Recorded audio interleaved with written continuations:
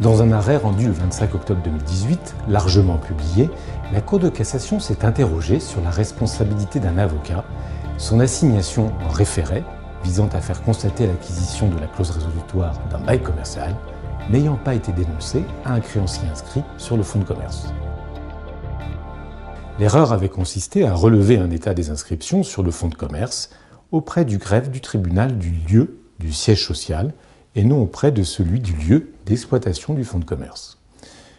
La Cour d'appel a sauvé l'avocat du bailleur en considérant que cette erreur était celle de l'huissier de justice qui avait signifié l'assignation au créancier inscrit. Son arrêt est cassé par la Cour de cassation. Il incombe à l'avocat qui représente le bailleur lors de l'instance en résiliation du bail, dont il a rédigé l'acte introductif, de veiller à ce que l'état des inscriptions sur le fonds de commerce émane du greffe du tribunal du lieu d'exploitation. Cette décision est l'occasion de rappeler que la poursuite de la résiliation de plein droit d'un bail commercial exige une certaine discipline.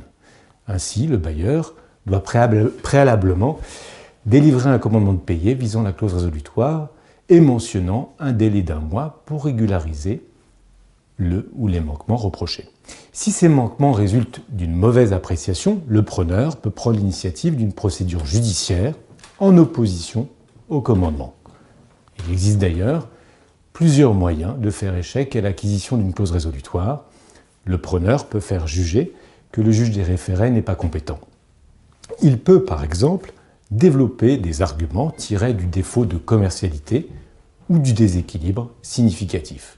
Notre cabinet, qui accompagne au quotidien des commerçants et des enseignes, se tient à votre disposition pour résister à la demande de résiliation judiciaire de votre bailleur.